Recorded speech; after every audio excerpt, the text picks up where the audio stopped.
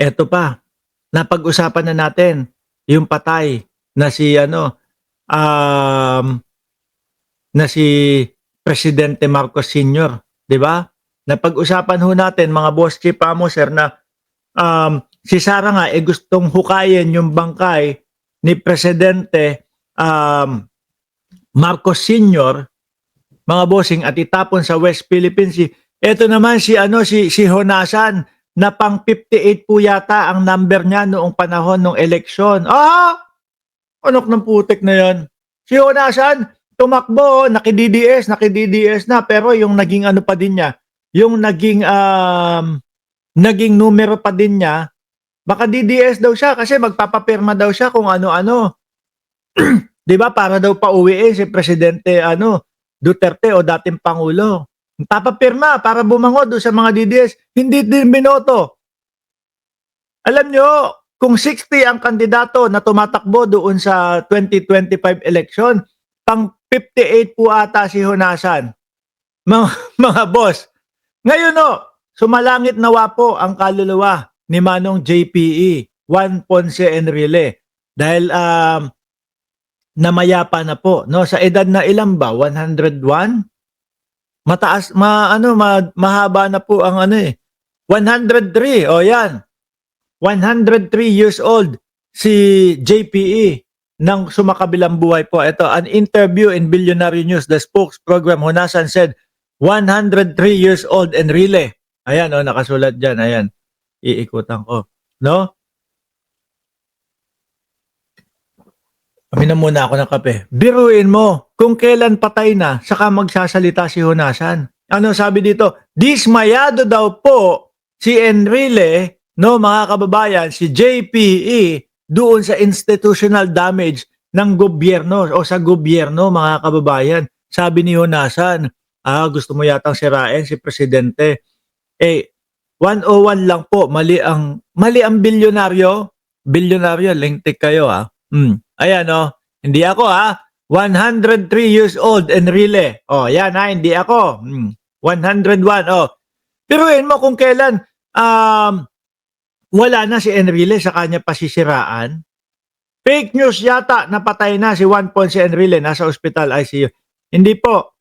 Ano na po talaga, legit na po talaga na Sumakabilang Buhay na po si Enrile. No? Ang style nitong si Honasan, babanatan, no? Kunyari, nako, ito, si Enrile, Juan Ponce Enrile, dismayado sa Pangulo. Dismayado sa gobyerno ni Pangulong Bongbong Marcos. Ganito, ganyan, doon sa kasiraan, doon sa mga korupsyon, etc., etc. Style ng duwag yan Diba? Bakit hindi mo sinabi noong nabubuhay? Kasi baka kontrahin ni Juan Ponce Enrile.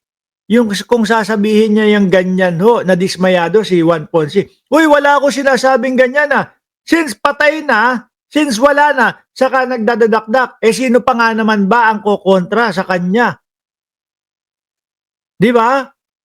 Yan din po ang ginagamit ng mga estilo ng mga magnanakaw sa gobyerno. Ang sasabihin nila, ipinamana sa akin nung si ganitong tao, yung patay na. Ngayon, ikaw, pag tinanong mo yung tao na yon, oy, pinamanahan mo ba ito? Baka sabihin ni Roque, baliw siguro to. Patay na yung tao, kinakausap pa. Kasi ganyan po yung pananaw ni Roque, di ba?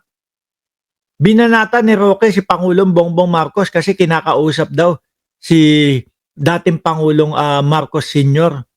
Mamukat-mukat mo si Duterte nung pagkapanalo kinakausap din yung pamilya o yung tatay.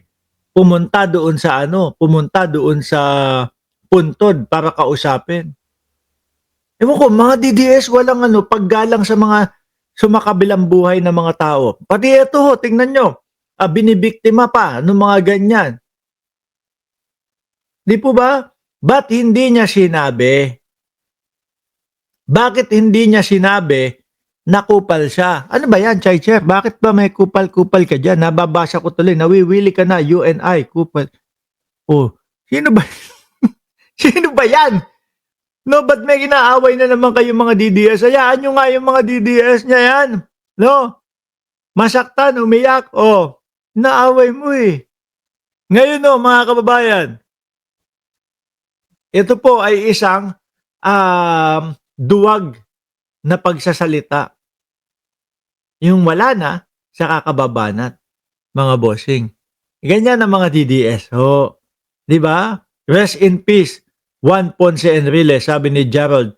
DDS po. Hayaan nyo yan mga DDS. Kapag inatake yung mga DDS, ang gawin ninyo, isakay ninyo.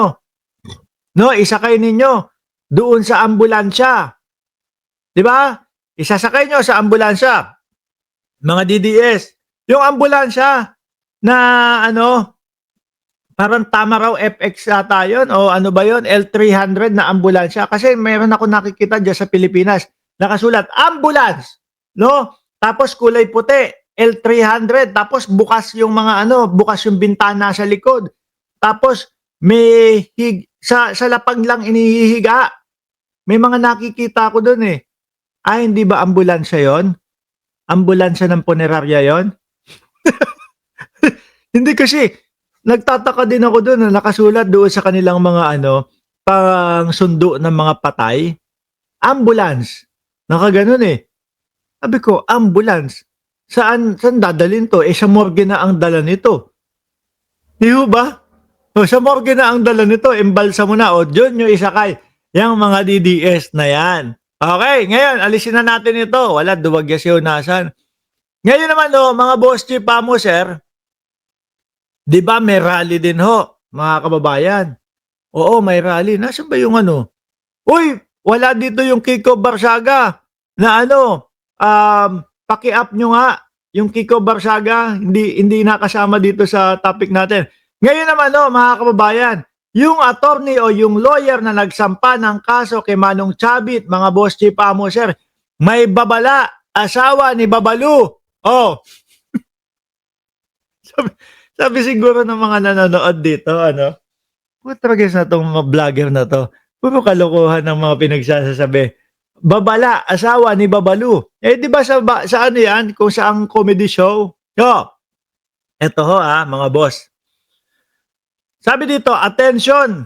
Kasi alam naman natin, na si Chabit kumbaga, malaki ang partisipasyon niya doon sa mga nagaganap na rally. Kung matandaan nyo, September 21 na rally, 2 malalaking bus ang napicturan.